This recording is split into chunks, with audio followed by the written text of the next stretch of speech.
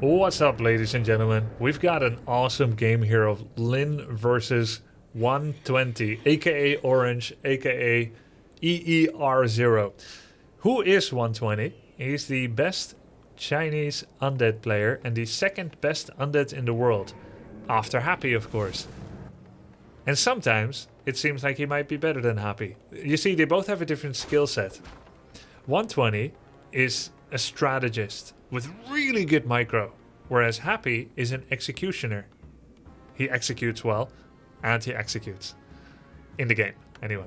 And he's got really good strategy. The difference between them when they play the same build is that Happy is most likely going to micro a bit better, but 120 will do a couple of curveballs. We just saw a game, the illegal game between Lin and Happy. So I'll be curious to see how 120 gets on. This is unusual. I don't often see Happy go for a creep camp and then if the blade shows up, for him to abort during the creep camp. This is the kind of risk that 120 may take. Opening with that camp. You know, I don't want to bite myself in the foot and say like Happy wouldn't do it, but I've never seen Happy start a camp and then if the Blade Master shows up at level 0 for Happy to abort it. There is a kind of scouting and consistency to the way that Happy opens up farming and creeping that 120 is a bit different in. He does things a little bit differently. So he's actually... Yeah, see, that's another thing that wouldn't have happened with Happy. So he dusts the blade, sees the blade, attempts to stop attacking the creep, does not want to expend a coil on the level 4, but then accidentally attacks the troll level 4 anyway, to the point that it comes within windwalk range, but doesn't coil it himself to secure it, which allows the blade to steal the item and the creep. That's so unusual, that would never happen with Happy. So this is the kind of way that Happy is better than him, which is why it's become a bit of a meme. Anytime you watch any Undead player, if you see any mistake at all, to say, Happy would have done that better. Or like if I'm playing against an Undead in ladder, and then I get like any kind of advantage, Happy wouldn't have allowed that. And yet, 120 has made a name for himself. He's even beaten Happy before. Flash would have won. Sorry, it's the wrong stream.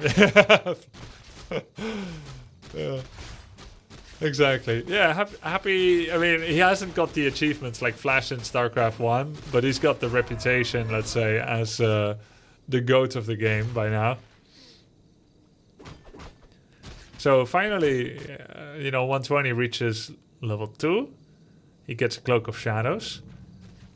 What you'll generally see Happy and Lin and Focus do in this Orc versus Undead matchup is to creep as many camps as possible, which drop a circlet.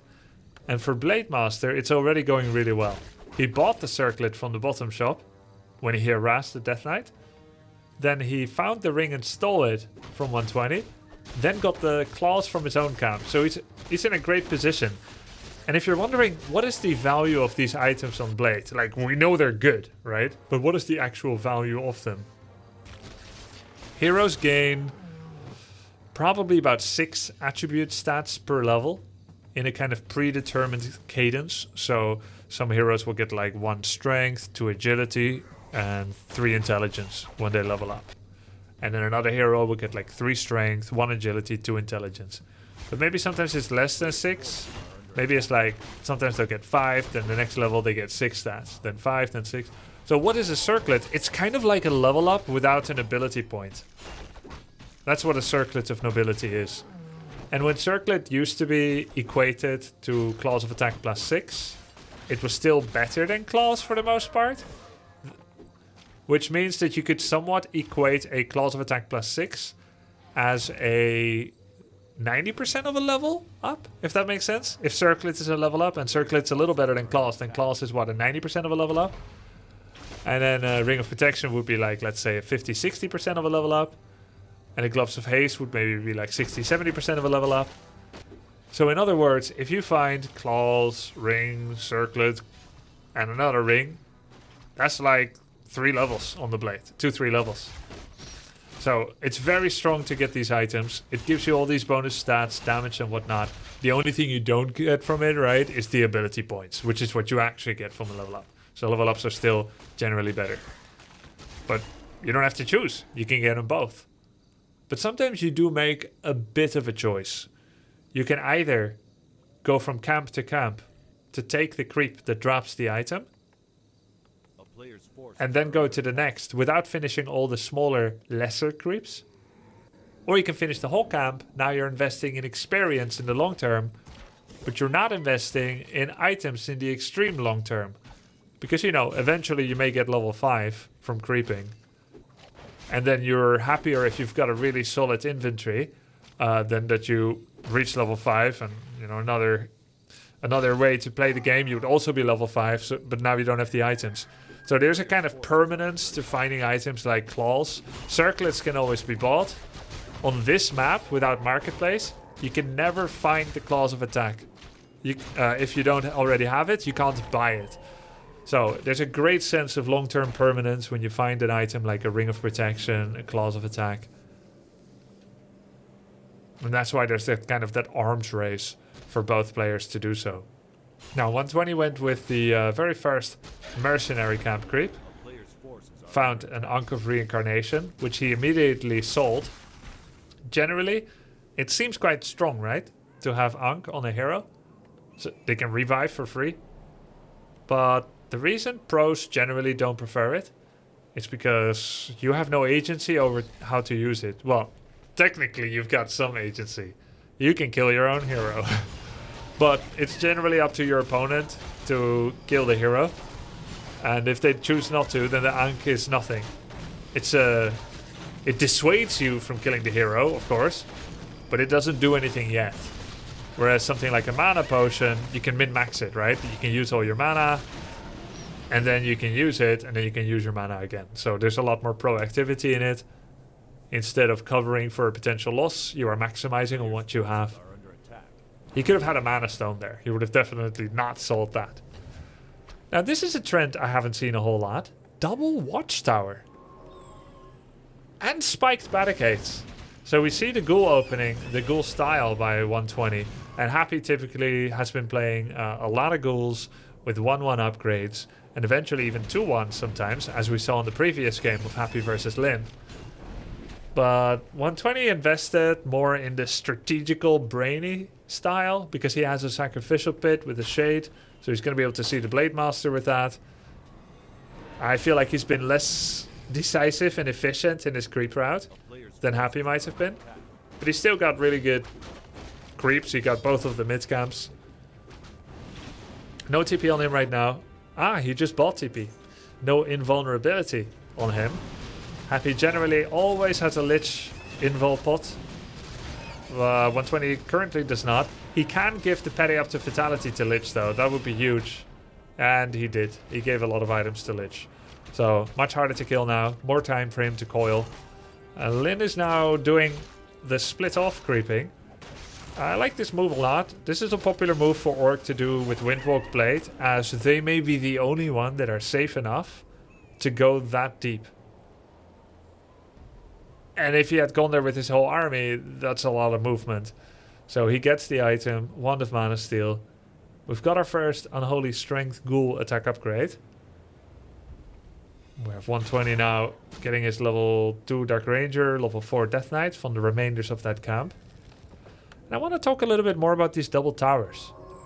Towers, they're pretty good defense. Orc towers have 800 range, they're fortified, they have spikes. He's basically protecting his base from a knock-knock joke. Remember when, in the previous replay, Happy showed up to Lin's base, there was one tower, so Happy killed the Voodoo Lounge and then went back? Yeah. Now there's 2 towers. Against Happy, Lin did just 1 tower. But what if the fight doesn't take place in the main base? Then the towers are nothing. What if they meet each other during creeping and have an all-out brawl in the middle of the map? Then Lin will be even weaker than he would be without any towers at all.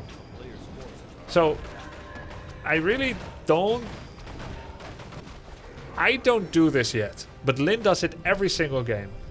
Which means it's good. So why is it good? he wants to do more 50 food save up. Right? But it's only good to protect his base if he also doesn't do a fight on the map. And I can only echo the sentiment that Orc does not want to fight early against Undead. The moment Undead gets Dark Ranger, has Orb of Corruption, has their first Destroyer tech, that's not a good time for Orc to fight yet. Orc has so many high value upgrades that they love to get. Undead is ready to fight a lot earlier. Think of the things Orc wants. Lightning Orb, Coat of War Drum's Aura, and Snare. Right? Unit building infrastructure. The Berserker training upgrade for Headhunters, which gives health and the ability to get fast attack speed. They want to have a bunch of speed scrolls. Right? Invul Potion is very important against Undead Nuke. We're not even talking of upgrades yet. As an Orc, you know that right now Undeads are upgrading their ghouls. 1-1, 1-0, 2-1. And they're able to do so because their timing is earlier. I can barely tell what's happening on screen when I watch WC3. Hope you're winning, smile. I'll help you explain it. Thanks, man. So he uses the dust, sees the Blade Master. So the Undead is allowed to make their Undead upgrades, their ghoul upgrades, because their timing is earlier. So that also puts less pressure on Undead to attack fast. They also see the Orc tower trend, which means they cannot attack into the Orc base as easily, so they can't guarantee a fight. Normally, attacking the Orc base was parts pressure and it was part forcing a fight when they're ready. So now when the meta is evolving and there's a couple of towers there, they need to slow down their own game, which means potentially expanding, like apparently he's doing, investing in upgrades. So since they're doing that, now Orc also has to play slower because they don't want to fight in the middle of the map when they just made 2 towers. They're not going to get a fight at home, so they need to avoid the Undead on the map. And they know the Undead's getting a lot of upgrades on the ghouls, so they need upgrades. So then it just slows down the game for both, until the meta would once again get back to the point where someone is able to do some kind of debilitating early attack. And then people would stop playing slow again. Then you'll see the ending of upgrade tech path, you see the end of towers and stuff. But Orc has tried that to be ready to fight early, and the main issue is, do you have Obsidian Statue or do you not? So Orc has 3 types of lockdown: Ensnare, Stamp and Hex. If the Raider dies, they only have mana-based lockdown. So if Undead immediately focus Raider... Oh, Lightning Orb. Right? If Undead immediately kills Raider, they are allowed to disengage from the fight without getting caught, for the most part. And that means that anytime both have like half-life, no mana, Undead can leave, then they heal up with statues, and Orc heals up with money. They have to buy heal salve, clarity, and so on. This is why Orc doesn't want to fight a lot. Orc wants to fight when they can crush in one fell swoop. And I think that's why he's making the towers. And that's why he's scouting with the blade, to make sure, no matter what, to avoid an actual fight. So is this going to be the crushing fight? That was a really good silence. He stopped the War Stomp mid-animation. TC feels forced to use Invulnerability Potion so that he can get one stomp off. The Zeppelin is getting focused really well by the Destroyer, but it survived with an inkling of health. Blade Master uses Invulnerability Potion, is going after the statues. He's trying to address the fact that Undead can heal in fight or after fight. One statue down, second getting attacked. Blade windwalks, runs away from the Undead. Undead still has a shade, does not currently see the Blade because it's too far away. Does Blade dare to go back in again? There's another heal wave. Now he should be able to get back in. Is he going to focus the Lich? Lich is in a position to focus. He does not take the bait. Doesn't think he can get it. Saul the Death Knight still has 60% mana. There's going to be a coil. He didn't want to waste his DPS and his Windwalk timing on the Lich. Lyn now has 68 population. He's been fully mining from this expansion that had a couple of towers as well. That helped a bit. They don't do a lot of damage, but it helps a bit. I'd love to get a heal pot, and he does. So nice. He knew the Invulnerability Potion isn't available yet in the cooldown of the Goblin Shop, so he bought a healing potion instead. Bam, Coil Nova, 1 unit dead. Lich does not have Dark Ritual, so that was a pretty big Nova to spend for a single unit. I always wonder, how is that worth it? For Undeads to do a Coil Nova on a single Berserker and kill it. When Nova is also a tool to slow and damage an entire army with AoE, how can you use it right before the fight on a single unit? But Happy does the same thing, so it's probably worth it.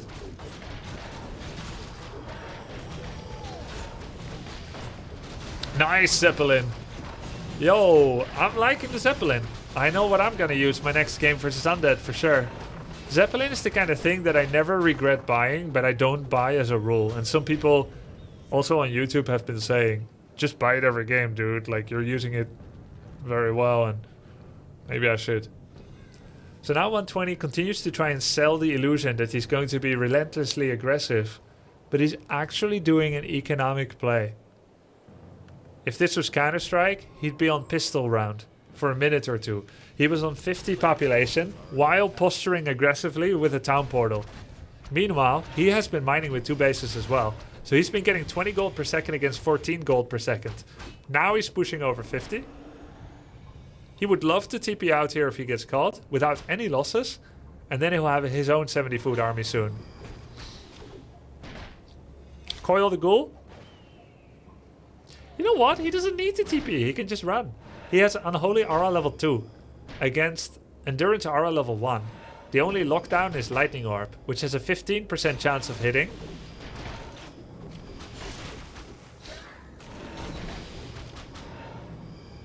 Oh, Endurance Aura as well on Dark Ranger. Alright, very good coil. Is starting to lose a couple of ghouls here, and I don't feel like 120's macro is quite activated. His food has not been growing as fast as it could be, so I feel like he hasn't been stepping on the gas. Or perhaps he has only a single crypt. It's definitely time to be double crypting right now to get more ghouls in. Now up to 60 population. Really good upgrades. The ghouls do a lot of damage. Both Kodos getting attacked. Zeppelin once again comes in clutch. Saves the Kodo Beast. TC is level 3 but with no mana to stomp. Maybe in about 10 seconds he can.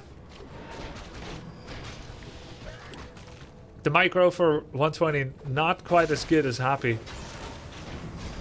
A lot of ghouls are getting left behind that rallied in from the fight. Lin's play is phenomenal though. He's got great flow. The expansion timing was gutsy.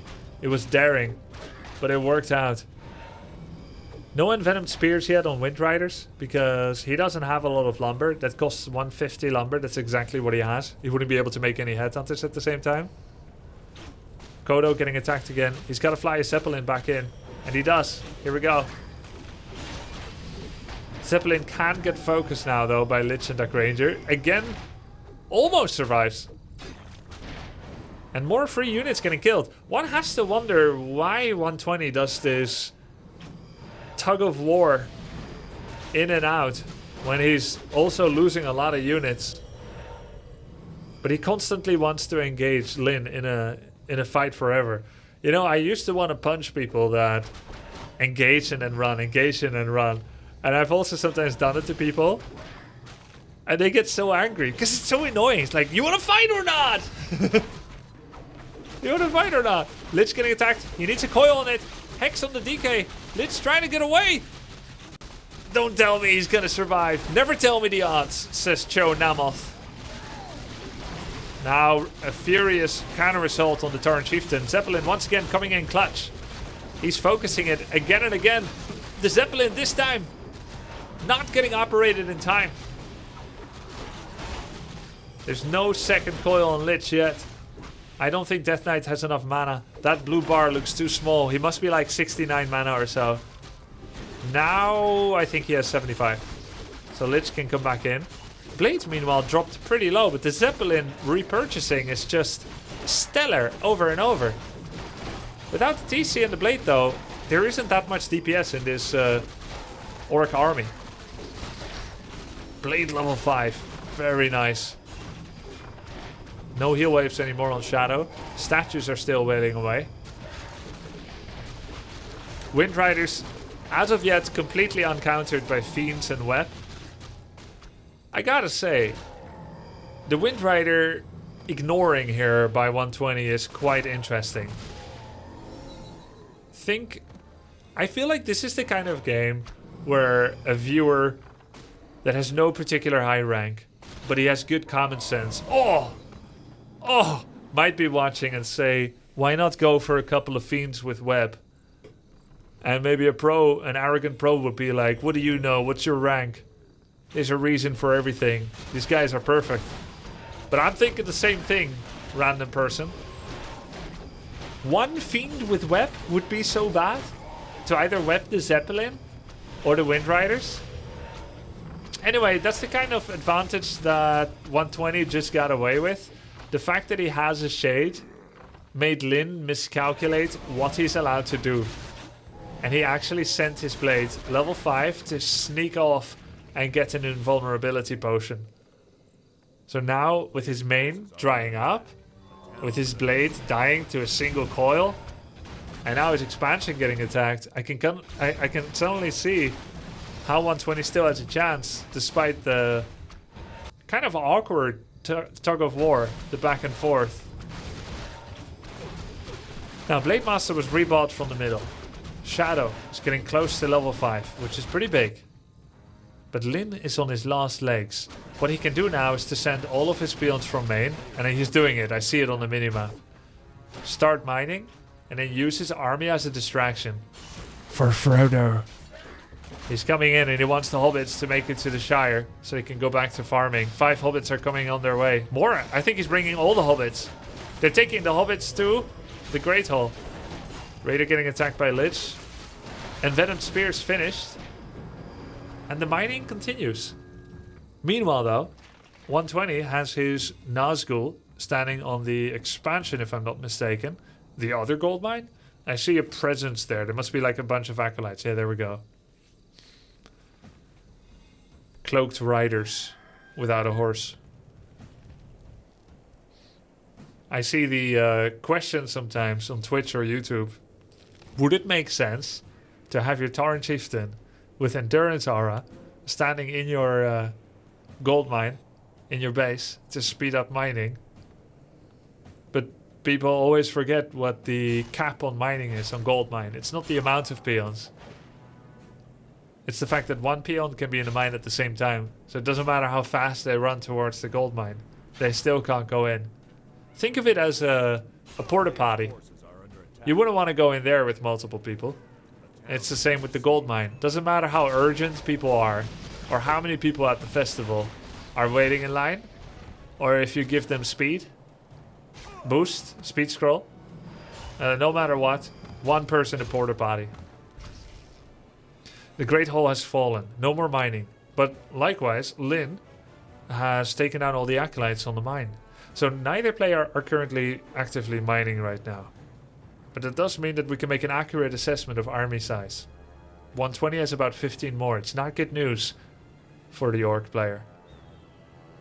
And a fight is set to break out soon. 1 hero level advantage for 120. His Dark Rangers 4. TC is, as of yet, evaded the level 4 himself. Endurance level 2. No chance to ever expand again. Theoretically, yes, for Lin. But realistically, no. He would have to make many long distance trips with what little peons are left to him. Then start a Great Hall. Then mine from it. Ain't no way he's gonna get 7 minutes to do that. So better to buy 1 invulnerability potion, 1 mana pot, 1 heal pot, something like that. And then just go for it. But the advantage now for 120 is he's able to play on his own Blight. And I'd love for him to actually make 1 Ziggurat and to turn it into Nerubian, or perhaps, even better, a Tomb of Relics at his expansion. He knows where the next battle is going to take place. Why not fortify his position with the highest potential value thing he can get, a Nerubian or a Tomb of Relics? Are the next extra 2 ghouls going to be more valuable than an on-demand healing potion? And he goes back, gets a heal scroll. Fight might start without Death Knight, but he quickly rushes back in, and Baron Frostfell arrives.